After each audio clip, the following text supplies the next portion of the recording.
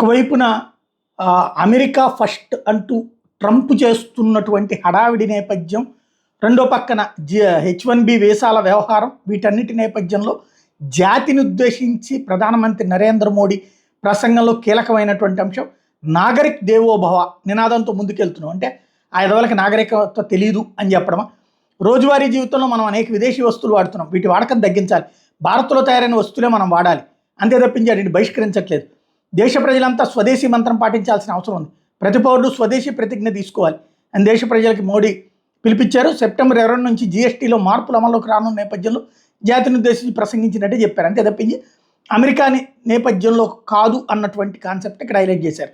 దేవి నవరాత్రుల సందర్భంగా శుభాకాంక్షలు తెలియజేయడంతో పాటుగా సోమవారం నుంచి జీఎస్టీ ఉత్సవం ప్రారంభం కాబోతుంది, కొత్త చరిత్ర మొదలవుతుంది, తదుపరి తరం జీఎస్టీ, నెక్స్ట్ జనరేషన్ జీఎస్టీ సంస్కరణలు అమల్లోకి వస్తున్నాయి. ఇవి అన్ని రంగాలకు ఎంతో ప్రయోజనకరం. రేపటి నుంచి జీఎస్టీ ఉత్సవం ప్రారంభం కాబోతుంది. జీఎస్టీ తగ్గింపు వల్ల పేదలు మధ్యతరగతికి ఎంతో మేలు జరుగుతుంది. ఈ మార్పులు రాష్ట్రాల అభివృద్ధికి దోహదం చేస్తాయి, ఉత్పత్తిదారులకు వినియోగదారులకు ప్రయోజనం కలుగుతుంది, ఆత్మనిర్భర భారత్కి మరింత ఊతమిస్తాయి, సరికొత్త చరిత్ర సృష్టించేందుకు దోహదం చేస్తాయి. గతంలో అనేక పన్నులతో ప్రజలు ఇబ్బందులు పడ్డారు. 2017లో తీసుకొచ్చిన జీఎస్టీ ద్వారా కొత్త అధ్యాయం మొదలైంది. దేశంలోని అన్ని వర్గాలతో చర్చించి సంస్కరణలు తెచ్చాం. రేపటి నుంచి కేవలం 2 స్లాబులు మాత్రం ఉంటాయి. తాజా మార్పులతో వస్తు రవాణా ఖర్చులు గణనీయంగా తగ్గుతాయి, పెట్టుబడుల ప్రవాహం పెరుగుతుంది, ప్రజల అదుపు పెరుగుతుంది, ప్రజల పొదుపు పెరుగుతుంది. పేదలు మధ్యతరగతి ప్రజలు ఉపయోగించి అనేక వస్తువులపై 0 జీఎస్టీ ఉంటుంది. ఇది వాళ్ళకి డబుల్ బోనంజా. ఇప్పటికే 12 లక్షల వరకు ఆదాయ పన్ను నుంచి మినహాయింపు ఇచ్చాం.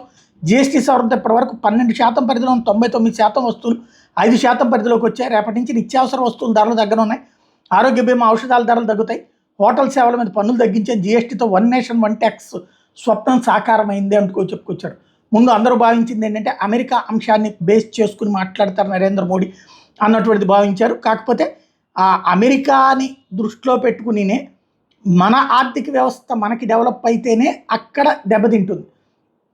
ఆ విషయాన్ని పరోక్షంగా జీఎస్టీ పాయింట్లోనే మాట్లాడుతున్నామన్నటువంటి బేస్ చేసుకుని ముందుకెళ్తున్నారు.